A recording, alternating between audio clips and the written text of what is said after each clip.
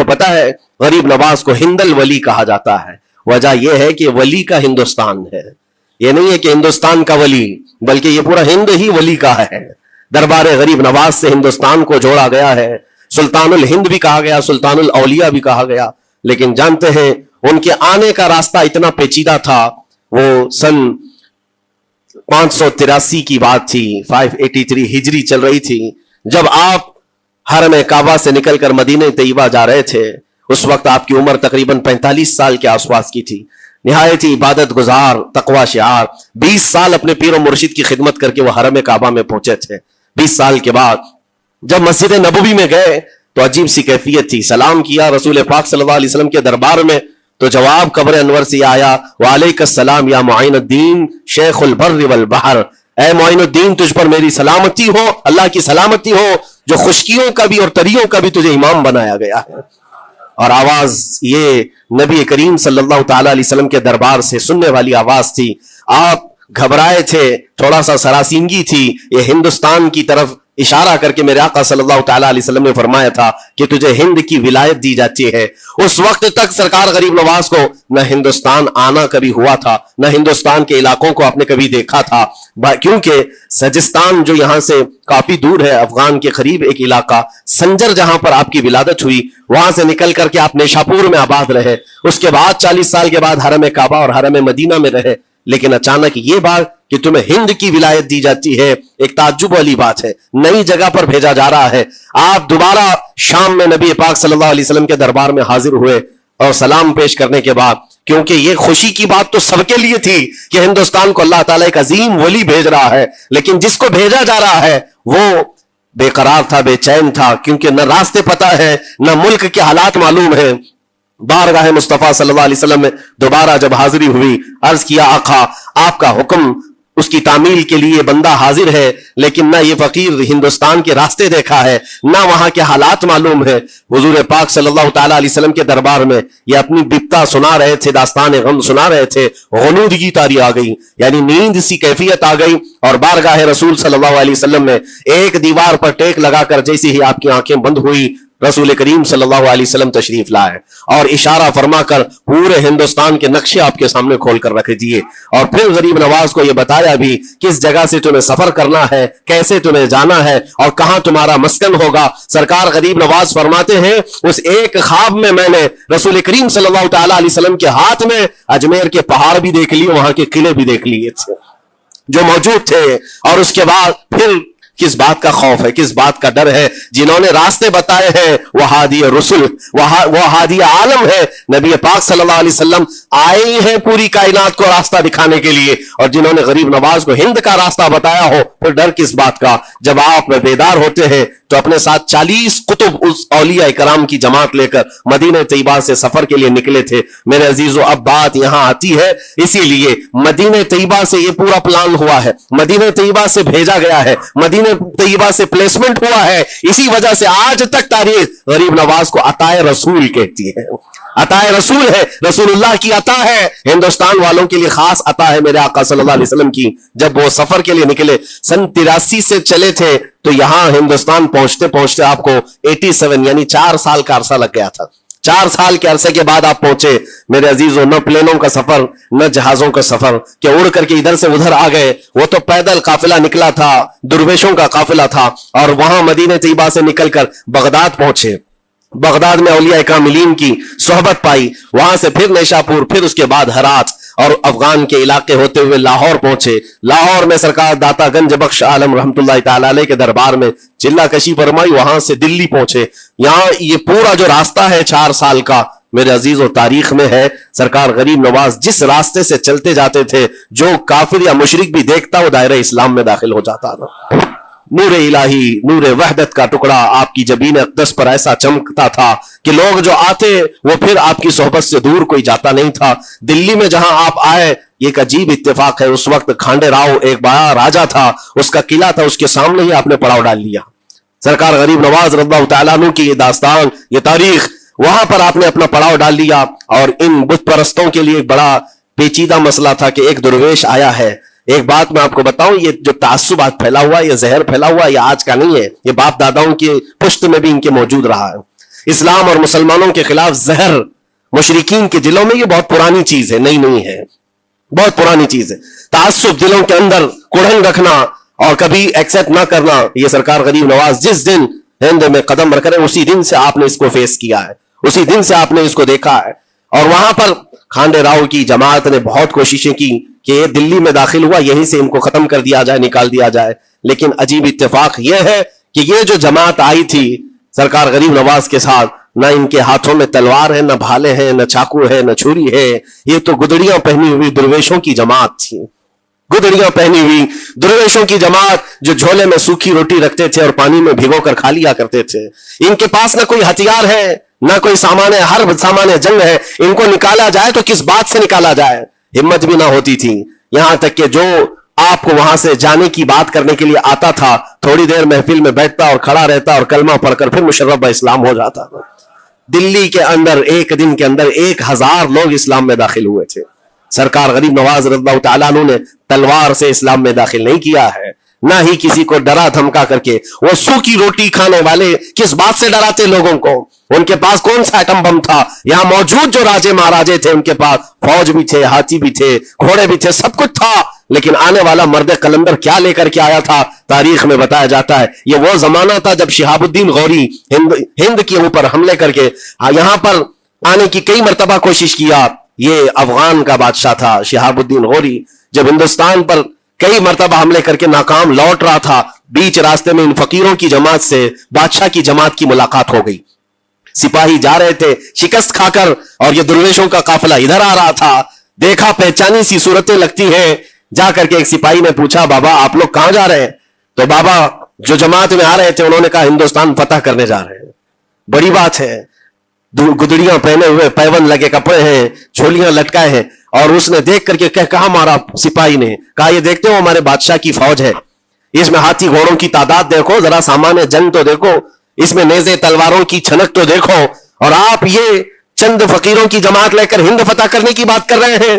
تب سرکار غریب نواز کے کانوں میں آواز آئی تو آپ نے کہا اس سے کہہ دو فرق یہی ہے, تم جب لڑنے کے لیے جاتے ہو تو یہی ہاتھی گھوڑے اور تلواروں کے بھروسے جاتے ہو, معین الدین صرف اللہ اور اس کے رسول کے بھروسے جا رہا ہے.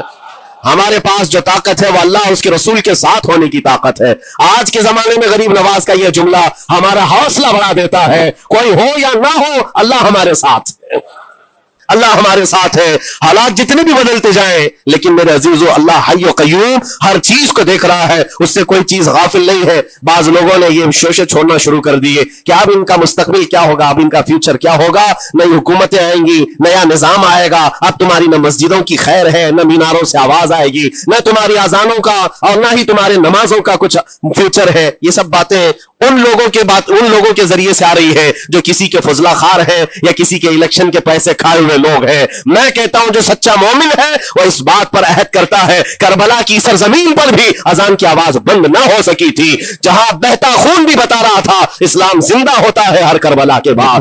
آج یہ حالات اگر ہمارے موافق نہیں ہے تو میرے عزیزوں نسلوں میں کوئی تو آئے گا جو صلاح الدین بن کر کے ابھرے گا, نسلوں میں کوئی تو آئے گا جو غریب نواز کا غلام بن کر معین الدین بن کر کے نکلے گا. اس لیے کہ حالات ہر وقت ایک طرح کے نہیں ہوتے. ہم نے تاریخ دیکھی ہے اور رب تعالیٰ کا قانون ہے, کبھی بادشاہوں کو فقیر بنا دیتا ہے اور کبھی فقیروں کو بادشاہ کا منصب عطا کر دیتا ہے. جب سرکار غریب نواز دلی کے سرزمین پر آپ بیٹھے ہوئے تھے اپنے صوفیہ کی جماعت کے ساتھ, ایک دسترخوان لگا ہوا تھا, دسترخوان لگا ہوا ہے, اولیاء اکرام کی جماعت ہے, ایک دوسرے سے بات چیت کر رہے ہیں. دلی میں اس وقت حالات عجیب تھے. ایک چھوٹا سا لڑکا جس کی عمر 13 یا 14 سال کی نہیں ہوگی, وہ اپنے ہاتھ میں کھٹوری اور ایک تیر اور ترکش لے کر کے سامنے سے جا رہا تھا. اولیاء کی نظر اس پر پڑی, سرکار غریب نواز نے نظر اٹھا کر دیکھی, اور سامنے سے مجمع سے جانے والے بچے بہت سارے ہوتے ہیں, کوئی آیا گیا, لیکن غریب نواز نے نظر اٹھا کر دیکھا اور پھر صوفیہ کی جماعت سے کہا کہ دیکھنا یہ کل دلی کا بادشاہ بن کر کے نکلے گا, ہندوستان کی پوری سلطنت اس کے پاس ہوگی. تاریخ میں موجود ہے غریب نواز کی زبان سے نکلا ہوا یہ جملہ. وہ لڑکا کوئی اور نہیں تھا, سلطان شمس الدین التمش, جو ہندوستان کا طاقتور بادشاہ بن کر کے نکلا تھا.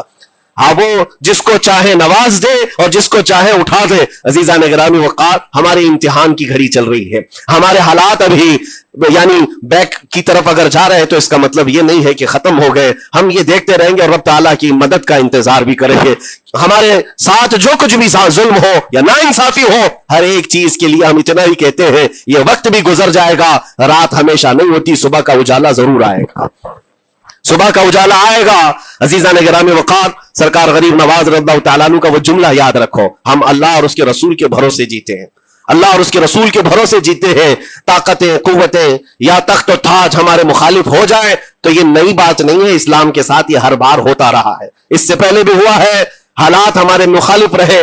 औलिया कामिलीन की जमातें देखिए, अहले बैत अतार, रसूलुल्लाह की आल, इतने में आपको शहादत के वाकयात अगर बता दूं, आपको तो सिर्फ एक करबला मालूम होगा, एक करबला सुना होगा कसरत से, लेकिन जानते हो रसूलुल्लाह की आल में से कई ऐसे साहबजादे हैं जिनको जेलों में एक एक साल नहीं 7 साल 8 साल तक बंद रखा गया। इमाम मूसा काजिम रज़ियल्लाहु तआला अन्हु को 7 साल तक जेल में रखा, जंजीरों से बांधा और जहर दे करके उनको शहीद किया गया है। हज़रत इमाम मोहम्मद बिन हसन अस्करी 20 साल तक जेल में काटे हैं। ये रसूलुल्लाह के घर वालों की बात कर रहा हूं। सैयदना ज़ैद शहीद जिनको सूली पर चढ़ा दिया गया था, ये इमाम हसन मुज्तबा की औलाद में से है। ये सारे खूनी दास्तानें यहां इस्लाम की तारीख में मौजूद है। जब इस्लाम उस वक्त नहीं रुका तो अब क्या खाक रुकेगा?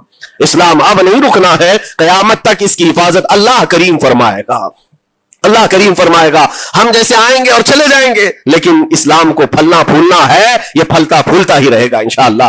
आपकी जिम्मेदारी इतनी है, आपकी इतनी जिम्मेदारी है, हालात देख करके बच्चों को यह ना कहना कि बेटा आप जैसे हालात चल रहे हैं वैसे ही चलते रहो, नहीं, अपने बेटों को तरगीब देना कि बेटा आज हम इम्तिहान की घड़ी में हैं, कल अगर अल्लाह ने हालात अच्छे कर दिए तो याद रखना, जिस जगह बुतकदे बने हमारी मस्जिदों को तोड़कर, इंशाअल्लाह वहां से अजान की आवाज फिर से गूंजेगी, अजान की आवाज आए। ये बच्चों को नसीहत होनी चाहिए, हमारी तारीख मिटाने से मिटती नहीं है, एक दौर आएगा फिर जब अल्लाह करीम चाहे तो ये तारीख खुल करके लोगों के सामने आए। हम किसी पर जुल्म करने की इजाजत हरगिज नहीं देते, और साथ ही इस्लाम ये भी कहता है जुल्म हो जाए तो सहने की इजाजत भी नहीं है। आपको हक बात बोल कर जाना है, हक बात पहुंचा करके जाना है। बोलने में क्या है, हमारी जुबान काटी जाएगी, हमारी गर्दन मारी जाएगी, लेकिन हक बात की हिफाजत नस्लों तक मुंतकिल करना अल्लाह करीम की तरफ से बहुत बड़ा इनाम है, इसका बहुत बड़ा इनाम है। ये तो हम कर ही सकते हैं, हमारी नस्लों को ये बात बताएंगे इंशाअल्लाह नज़ीर। ये गरीब नवाज का हिंदुस्तान कल भी था, आज भी और हमेशा रहेगा इंशाअल्लाह। सरकार गरीब नवाज का फैलाया हुआ ये चिराग कभी फूंक के फूंकों से बुझाया तो नहीं बुझाया जा सकता। आप दिल्ली की सरजमीन से जब अजमेर मोहल्ला पहुंचे थे, ये तकरीबन 7 महीने का सफर था गालिबन। इस सफर के दौरान कई हजार लोग इस्लाम में दाखिल हुए थे, और आपको उसके बाद की तारीखी हालात मालूम है। जादूगरों ने मुकाबला किया, राजाओं महाराजाओं ने, बादशाहों ने मुकाबला किया, और फौज ने मुकाबला किया, न जाने कितने लोग। एक बार तो ऐसा हुआ कि अना सागर की उस पहाड़ी पर आप जिक्र में मशगूल थे, राजे ने कई मर्तबा ये सोचा कि इनको मार करके या किसी तरह से भगाए, लेकिन जब नहीं हुआ तो राजा से किसी ने कहा ये मंत्र वाला कोई फकीर है, इसका तोड़ मंत्र वाले से ही होगा। तो उस वक्त जो बहुत बड़ा उनका एक मंत्र जाप करने वाला पुजारी था, उस वक्त उसको उस तारीख में उसका नाम रामदेव बताया गया है, ये वाला नहीं है, उस जमाने का था। और उसको राजा ने जाकर कहा, वो कभी किसी से मुकाबले के लिए आया नहीं था, उसने हामी भर ली कि हाँ ठीक है, मैं जाऊंगा, देखता हूं कौन फकीर आया है हमारी इस धरती पर, और मैं जाप करूंगा, अगर जादू है तो जादू से मैं काट दूंगा। उसने तकरीबन अपने साथ 400 या 500 पुजारियों को लिया, और जब वो आया तो सरकार गरीब नवाज के साथ 2 खादिम थे, आपके साथ सिर्फ 2 खादिम बैठे हुए थे। कहा कि हुजूर बहुत बड़ा मसला है, पुजारियों का जादू हम पर हमला आवर है, उनका जादूगर हमला आवर है, और मुकाबले के लिए वो लोग मैदान के करीब आ चुके, पहाड़ के नीचे हैं, आप अपने चिल्लागाह से उठते हैं जहां पर आप इबादत कर रहे थे। कहा ठीक है, हम जाते हैं। और उसके बाद सरकार गरीब नवाज ने कहला भेजा अपने खादिम से, कहो कि वो अपना मंत्र पढ़े, हम अपना मंत्र पढ़े, वो अपना मंत्र पढ़े जो भी उनके जादू का है। अब जब वो पंडित ने, पुजारी ने देखे बगैर अपने सारे पुजारियों से कहा कि जैसे ही वो दुर्वेश आएगा, वो फकीर आएगा, हमारा ये मंत्र है, ये पढ़ना, वो आग में भस्म हो जाएगा, दुनिया देखेगी। सबों ने कहा ठीक है, लेकिन अभी किसी ने देखा नहीं था। लेकिन जैसे ही वो अपनी झोपड़ी से ये मर्द कलंदर जलवा रसूल लेकर के निकला था, जमाल रसूल लेकर निकला था। बेटा है किसका? हसन और हुसैन का बेटा है, फातिमा जहरा का बेटा है। जैसे ही बाहर आए, वो मंत्र जो सिखाया गया था सबके करीब करीब आए। 400 लोगों ने वो गरीब नवाज की पेशानी को देखकर मंत्र पढ़ना शुरू किया। और मंत्र क्या था? उनकी जुबान से ला इलाहा इल्लल्लाह, ला इलाहा इल्लल्लाह, ला इलाहा इल्लल्लाह। लोगों ने कहा ये इधर कैसे आ गया कलमा? और जाकर उस रामदेव से कहा गया, उसने कहा कि ये 400 के 400 लोग तो कोई और ही कलमा पढ़ रहे हैं, कोई और ही कलमा पढ़ रहे हैं। वो उतर करके आया हाथी के कजावे से नीचे, और सरकार गरीब नवाज को देखा तो उसने कहा ये झूठ नहीं कह रहे, मैं भी वही पढ़ता हूं जो ये पढ़ रहे हैं। आपको तारीख में पता हो कि इसका नाम सरकार गरीब नवाज ने शादी देव रखा और अपने मुरीदीन में शामिल फरमाया, और जिंदगी भर सरकार गरीब नवाज के खुलफा में और आपके खादिमों में शामिल रहा। ये तलवार से और चाकू भाले नेज़े से नहीं किया गया था, वो नूरे मुस्तफा की जलवागरी थी। जहां नजर उठाया वहां के दिलों की कालक को दूर करके उनके दिलों को भी रोशन फरमा दिया था। आज हम भी यही तमन्ना करते हैं, अजमेर इसीलिए जाते हैं कि एक नजर हम गरीबों पर पड़ जाए और दिल का कालक और दिल की कालक निकल जाए और फिर दिल चमकने लग जाए, क्योंकि अल्लाह के वलियों की नजर जहां पड़ती है वह जगह भी रोशन और ताबनाक हो जाया करती है। मौला करीम सरकार गरीब नवाज की निस्बत जिंदगी भर हमारे साथ कायम और दायम रखे और फिर अपनी नस्लों को भी अल्लाह ताला उनकी गुलामी में शामिल रखे। अजमेर हम जा ना सके, लेकिन यहां से हम ये इल्तिजा करेंगे गरीब नवाज के दरबार में, ख्वाजा हिंद वो दरबार है आला तेरा, कभी महरूम नहीं मांगने वाला तेरा। तेरे दर की ये करामत देखी है बारहा, तेरे दर की बारहा ये करामत देखी है। वमिन खल्फिहिम वअन अयमानिहिम व शिमाइलिहिम, और मैं इस सीधे रास्ते पर जो भी गुजरेगा उसको कभी सामने से आकर बहकाऊंगा, कभी पीछे से आकर बहकाऊंगा, कभी दाएं से कभी बाएं से। और अल्लाह तबारक व तआला से शैतान मरदूद ये कहता है, वला तजिदु अक्सरहुम शाकिरीन, तो तेरे बंदों में शुक्रगुजार बंदे नहीं पाएगा। मतलब ये है कि इब्लीस लईन मुसलसल ये कोशिश में है कि अल्लाह तबारक व तआला के बंदों को उसके जिक्र से दूर करे, उसके शुक्र से दूर करे। आज भी वो कैफियत हम देखते हैं कि सबसे ज़्यादा अल्लाह के ज़िक्र से रोकने के लिए जो शैतानी ताकतें कोशिश कर रही हैं।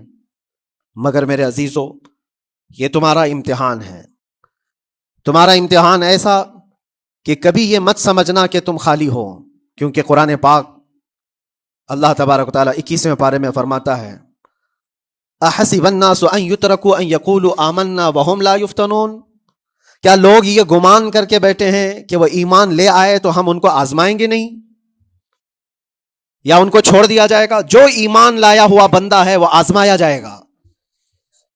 ईमान अगर तुम्हारे पास है तो तुम्हें इम्तिहान से भी गुजरना ही होगा। ये ईमान किसी हलवा पराठे का नाम नहीं है, खा करके मस्त नींद सो जाए, फिर उसे इस दारे फानी में, इस दुनिया में इम्तिहानात से गुजार करके अपने ईमान की कसौटी को दिखाना होगा।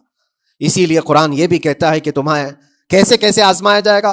वलनबलुवन्नकुम बिशैइन मिनल खौफि वल जू'i व नक़्सिन मिनल अमवालि वल अनफुसि वस्समरात, हम तुम्हें आजमाएंगे कभी भूख से, खाने की किल्लत से, और कभी खौफ से, डर आएगा तुम्हारे पास, और फिर अल्लाह ताला फरमाता है कभी माल और दौलत की कमी से, व नक़्सिन मिनल अमवाल वल अनफुस, कभी लोगों की जान चली गई हो, कसरत से तुम्हारे अजीज मर गए, ये भी आजमाइश है, और फलों की कमी।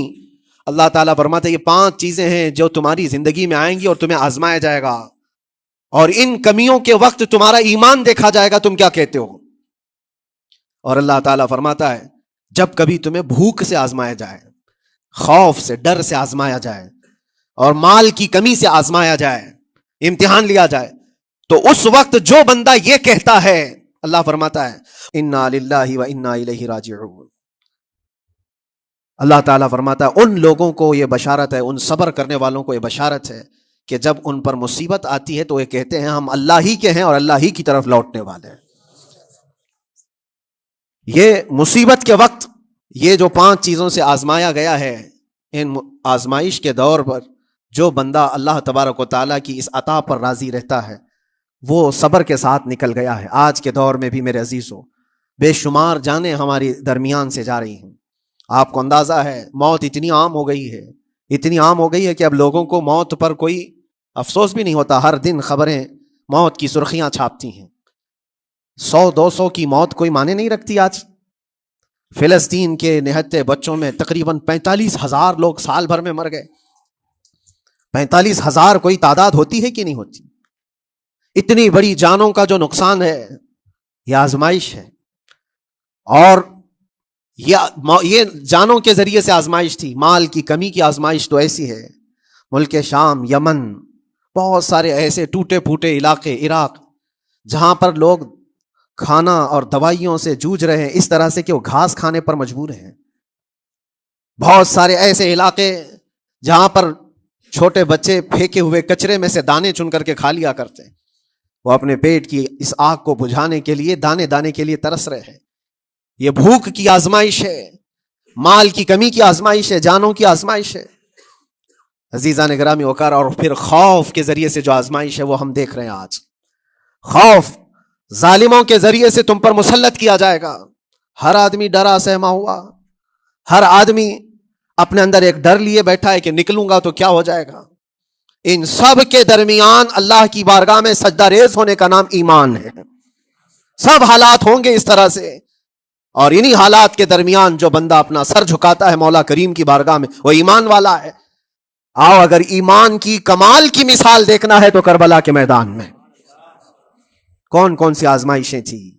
بھوک کی بھی آزمائش ہے، پیاس کی بھی آزمائش ہے، جان کی بھی آزمائش ہے، خوف کی بھی آزمائش ہے. سب چیزیں ایک ساتھ کربلا کے میدان میں آئی. رسول اللہ کے گھرانے پر، اہل بیت پر وہ کیسا عظیم امتحان تھا جب وہ 72 لوگوں کا 82 لوگوں کا قافلہ بھوک اور پیاس سے جوجھ رہا ہو. 3 دن سے ان کے اوپر کھانا اور پانی بند ہو، اور ان شہزادوں کے ایمان میں ذرا برابر بھی فرق نہیں آتا. نہ ان کے ایمان میں، نہ حوصلے میں، نہ ہمت میں فرق آتا ہے. 3 دن کے بھوکے اور پیاسے باطل سے نپٹنے کے لیے کس طرح سے کمر بستہ ہے. یہاں تک کہ بھوک کی شدت ایسی تھی، کلیجہ منہ کو آیا ہے. 6 ماہ کا بچہ بھی روتے روتے زبان جس کی سوکھ گئی ہو، وہ ماں جو بچے کو دودھ پلاتی ہے اس کے سینے سوکھ چکے ہوں، دودھ ختم ہو چکا ہو ماں کے پستانوں میں، کیسی قلت ہوگی. پانی کا ایک قطرہ ان کے گھر تک نہیں پہنچ پاتا. ماں اپنے بچے کو دودھ نہیں پلا سکتی تھی. اس سے زیادہ کیا آزمائش تھی یہ بھوک اور پیاس کی آزمائش. پھر جانوں کی آزمائش تو ایسی، اللہ اکبر. 56 سال کی عمر کا وہ شہزادہ علی وقار، سیدہ کائنات فاطمۃ الزہرا کا نور نظر، امام عالی مقام سید الشہداء امام حسین رضی اللہ تعالیٰ عنہ، جب میدان کربلا میں لاشوں کو اٹھاتے تھے، کتنی لاشیں اٹھائی، کبھی بیٹے کی، کبھی بھتیجے کی، کبھی بھانجے کی، کبھی بھائیوں کی، کبھی عزیزوں کی. میاں ہم اپنے گھر سے نکلنے والے ایک جنازے کو اٹھاتے ہیں تو 8 دن تک ہمارے اندر سے ہوش نکل جائے. کوئی اپنے بچے کو اپنے ہاتھوں سے دفن کر کے دیکھے پھر کیفیت پتہ چلتی ہے. امام حسین نے ایک نہیں اپنے لاڈلوں کی لاشیں اس طرح سمیٹی ہیں. ان کے جوان بیٹے علی اکبر کو جب شہید کر کے گھوڑے دوڑائے گئے تھے جسم کے اوپر سے، ٹکڑے الگ ہو چکے تھے، اس کو سمیٹتے ہوئے کون بیٹھا ہے؟ رسول اللہ کا نواسا. اور 6 ماہ کے بچے کو ہاتھ کے اندر ظالموں نے تیر سے ایسا مارا تھا کہ حلقوم پہ چلا گیا ہو. اور 6 ماہ کے علی اصغر کا خون جب امام حسین کے چہرے پر اچھل جاتا ہو، کسی باپ کے ہاتھ میں بیٹا وفات کر جائے اور پھر وہ لے کر کے خیمے میں آئے اور ادھر سے بلکتی ہوئی ماؤں کو اور بہنوں کو بھی دیکھے، ان میں بھی صبر کی تلقین دے. کبھی کبھار میں سوچتا ہوں اللہ یہ کیسے امتحانات سے گزرا تھا فاطمہ کا لال، کیسے امتحانات سے. بھوک اور پیاس کی شدت الگ، یہ جانوں کی شدت، جانوں کے جانے کا غم الگ، عزیزوں کی لاشوں کو اٹھانے کا بوجھ الگ. پھر اس پر 22,000 کا لشکر جرار سامنے، اس کا خوف لوگوں کے اوپر ڈالا جا رہا ہے. عزیزان گرامی وقار، یہ سب چیزیں کیا امام حسین کے قدموں کو ڈگمگا گئیں؟ کیا ان کے خاندان والوں کو بکنے پر مجبور کر دی؟ کیا انہوں نے سمجھوتے کر کے اپنا سب کچھ بیچ ڈالا؟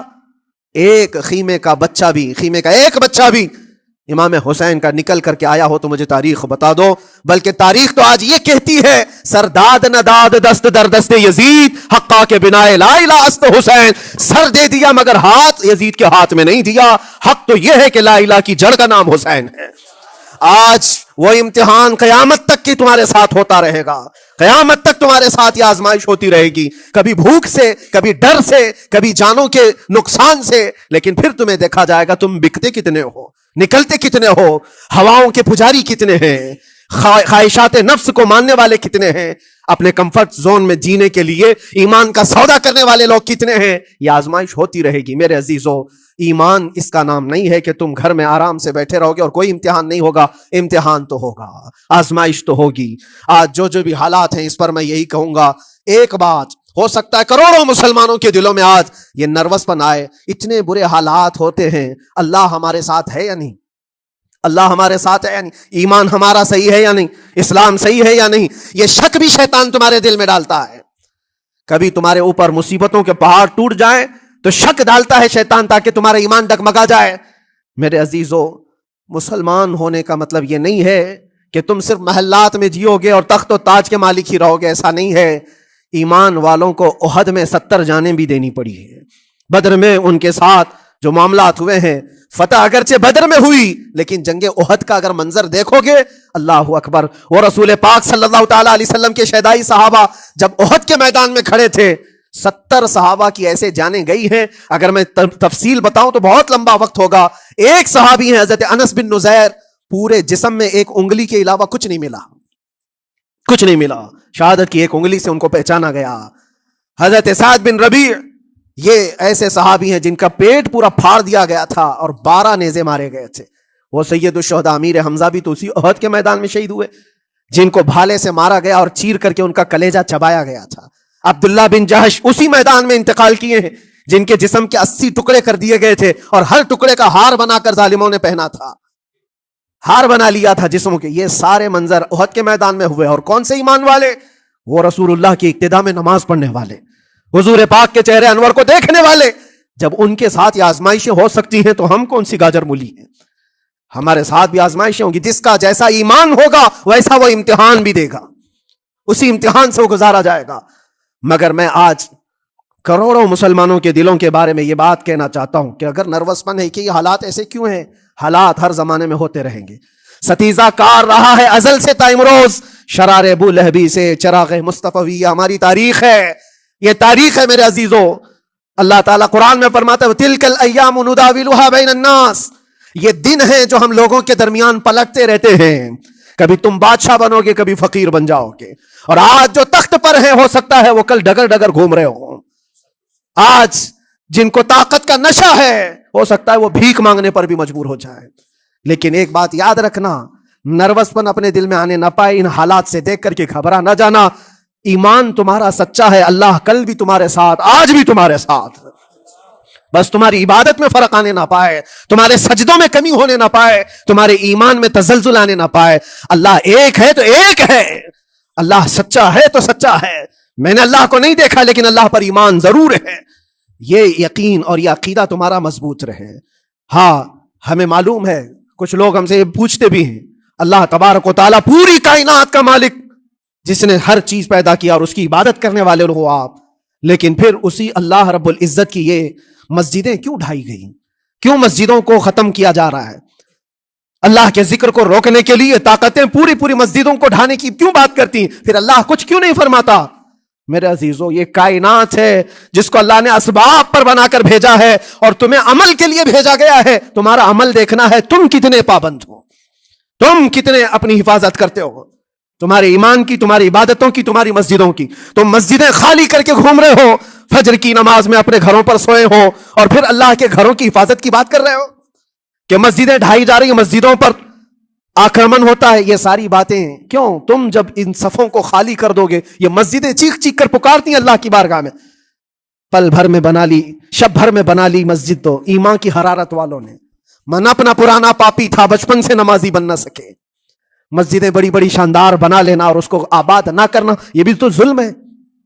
آپ ان مسجدوں کی حفاظت کی جو بات کر رہے ہیں, ان مسجدوں کی حفاظت صرف کمیٹیاں بنانے سے نہیں ہوتی, نمازوں سے ہوتی ہے, اس کے اندر تلاوت قرآن سے ہوتی ہے. عزیزان گرامی, اور پھر یہ بات ان ظالموں کے لیے کہ اگر وہ ہاتھ لگا کر مسجدوں کو اٹھانا پھینکنا اس کو اپنی طاقت کا ذریعہ سمجھتے ہیں تو سمجھ لو تھوڑے دن کی بات ہے. اگر اسی کا نام طاقت ہے کہ عبادت گاہوں کو مسمار کر کے طاقت کے تخت کو بٹھایا جائے تو یاد رکھنا بڑھتے بڑھتے بڑھتے تمہارا نشہ کہیں تمہیں فرعون نہ بنا دے. اور اگر فرعون بن گئے تو انتظار کرو, اللہ تعالیٰ بڑے بڑے فرعونوں کو صرف پانی سے ہلاک کرتا ہے. بہت بڑے بڑے نمرودوں کو اللہ تعالیٰ مچھر سے ہلاک کرتا ہے. وہ ابرہہ بھی تو آیا تھا جو کعبہ ڈھانے کے لیے آیا تھا, ہاتھیوں کا لشکر لے کر آیا تھا, جس کا ذکر قرآن پاک میں الم تر کیف فعل ربک باصحاب الفیل. اے محبوب کیا آپ نے نہیں دیکھا ہاتھی والوں کے ساتھ اللہ نے کیا معاملہ کیا؟ پورا ہاتھیوں کی فوج لے کر آیا تھا کعبے کو ڈھانے کے لیے. ہوا کیا؟ کعبہ کو ڈھانے کے لیے اتنی خطرناک فوج تھی اور مکہ والوں میں لڑنے کی اتنی طاقت نہیں تھی. اللہ کریم نے ابابیل چڑیوں کی ایک فوج کو بھیجا. ہاتھی کہاں اور چڑیا کہاں؟ کوئی مقابلہ ہوتا ہے؟ کوئی مقابلہ ہے؟ تصور میں نہیں آتا. لیکن رب تبارک و تعالیٰ کا ایک دستور ہے, بڑی بڑی طاقتوں کو چھوٹی طاقتوں سے ہلاک کرتا ہے. چھوٹی چھوٹی سی چڑیاں ایک ہاتھ میں تمہارے آ جائیں, ایک چونچ میں اور 2 پاؤں میں کنکریاں لے کر آتی تھی, اوپر سے صرف وہ کنکریاں گراتی, ہاتھیوں کے پیٹ پھٹ جاتے اور آگ لگ جاتی تھی. اللہ تبارک و تعالیٰ کی طاقت کا یہ مشاہدہ, قوت کا ایک ہلکا سا اظہار جو مکہ کی ان وادیوں میں ہوا منا, اور اللہ تعالیٰ فرماتا ہے فَجَعَلَهُمْ كَعَصْفٍ مَأْكُولٍ. اللہ نے ان کو ایسا کر دیا جیسے کھائی ہوئی مرغی ہوتی ہے, نوچ نوچ کر کے کھا کر چھوڑی ہوئی مرغی ہو. پوری فوج کی حالت ایسی ہو گئی تھی. کعبہ مکرمہ کو ڈھانے کے لیے آئے, تب اللہ تبارک و تعالیٰ ظالموں کو کس طرح سے نیست و نابود فرمایا. ہمیں یقین ہے میرے عزیزوں, اللہ تبارک و تعالیٰ وہ ابابیل بھیجنے والا مولا آج بھی زندہ اور ہمیشہ زندہ رہے گا. وہ حی اور قیوم ہے, ہمیشہ سے زندہ ہے اور ہمیشہ زندہ رہے گا. لیکن تمہارا امتحان ہوتا رہے گا, تمہارا امتحان ہوتا رہے گا. اللہ کے نبی صلی اللہ تعالی علیہ وسلم کے لیے مدد آئی ہے تو اس کا مطلب یہ نہیں ہے کہ وہ صرف بیٹھ کر کے مدینے میں دعائیں کرتے تھے. نہیں, عمل کے میدان میں اترے بھی ہیں. صحابہ نے بھوک اور پیاس برداشت کی ہے. کتنے کتنے دنوں تک وہ ایک کھجور پر پورا دن گزارتے تھے. پیوند لگے کپڑے. حضرت ابو ہریرہ فرماتے ہیں ہم تو ایک جنگ سے ایسے واپس آئے تھے کہ ہمارے پاؤں کے پورے ناخن اکھڑ گئے تھے, پاؤں کے ناخن اکھڑ گئے. خندق کے میدان میں خود نبی پاک صلی اللہ علیہ وسلم اپنے ہاتھوں سے خندق کھودتے رہے, اور پیٹ پر پتھر باندھنا, یہ سب مشقتیں, اسٹرگل کیا ہے. پھر اللہ سے یہ دعا کیا مولا تو اپنی مدد بھیج دے, تو اپنے رحم و کرم کی بارشیں برسا. اور ہم یہاں مست کھا پی کر کے پھر دعا کرتے ہیں مدد آ جائے. تم نے محنت کون سی کی, کون سی مشقت کی؟ میرے عزیزوں, اگر محنت و مشقت میدان میں اتر کر کرنے کا موقع نہیں ہے تو عبادتیں تو کرو اپنی پوری, اپنی نمازیں تو کمپلیٹ کر لو اور اللہ کو راضی کرو. اپنے گناہوں سے اگر وہ غضبناک ہے تو توبہ کرو. اور جاتے جاتے یہ بات بھی میں عرض کروں گا کہ آج جن لوگوں کو ایسا لگتا ہے کہ یہ کھیل تماشا ہے, ایک بات یاد رکھنا, کسی مسجد کے ختم ہو جانے سے یا مومن کے کسی کے ہار جانے سے ایمان کبھی ہارتا نہیں ہے. ایمان ہمیشہ جیتتا ہے. تھوڑی دیر کی تکلیف تو مومن کو ہو سکتی ہے, لیکن اس کے ساتھ ایمان ہے تو ہمیشہ سر بلند ہے. اس سے بڑی کوئی کامیابی کیا ہے؟ ہم نے دیکھا ہے کربلا کی تاریخ میں جیتا کون ہے. دنیا کی نظر میں, اس وقت کی میڈیا کی نظر میں, اس وقت کے جو کتے ہوں گے ان کی نظر میں یزید جیتا ہوگا. لیکن قیامت تک ہر مومن کہتا ہے بادشاہ است حسین, بادشاہ است حسین. ایمان کی جیت ہمیشہ ہے, اگرچہ وہ ٹکڑوں میں بدل جائے, اگرچہ وہ 1000 ٹکڑوں میں ہو جائے. آج بھی پھریرا لہرا رہا ہے تو حسین اعظم کا لہرا رہا ہے. اسی لیے یاد رکھو, صرف تخت پہ چڑھ کر بیٹھنے کا نام جیت نہیں ہے. ابھی الیکشن بھی گزرا, کچھ لوگ نروس ہوں گے کہ ہم ہار گئے. اگر وہ ایمان والے ہیں, سچے ایمان والے ہیں, تو انہیں یاد رکھنا چاہیے جیت اور ہار صرف تخت حاصل کرنے کا نام نہیں ہے, دلوں پر حکومت کرنے کا نام جیت ہے. اور آج 800 سال گزر گئے, ہند الولی سلطان الاولیاء غریب نواز کی حکومت ہم سب پر قائم ہے. کس بات کی حکومت ہے یہ دلوں کی حکومت ہے. اور وہاں جو ہاتھ لگانے کی کوشش کر رہا ہے وہ اپنے ہاتھوں کو بچا لے, آگ تمہارا انتظار کر رہی ہے, آگ تمہارا انتظار کر رہی ہے. اس لیے کہ اللہ فرماتا ہے من عادی لی ولیا فقد آذنتہ بالحرب, جس نے میرے ولی سے دشمنی کی میں اس کو اپنے ساتھ جنگ کا اعلان کرتا ہوں. اور اب تعالیٰ سے جنگ کرنے کے لیے تیار ہو, اللہ کے ولی سے مقابلہ کرنا چاہتے ہو, اللہ کے ولی کو چھونا چاہتے ہو, رب تعالیٰ فرماتا ہے جو اللہ کے ولی سے دشمنی کرتا ہے اسے میں اپنے ساتھ جنگ کا اعلان کرتا ہوں. ہے کسی کی ہمت و طاقت اللہ سے جنگ کرنے کی؟ تو جو یہ چاہتے ہیں کیڑے مکوڑوں کی موت مرو گے, اس سے بھی خطرناک ذلیل ہو کر مر جاؤ گے.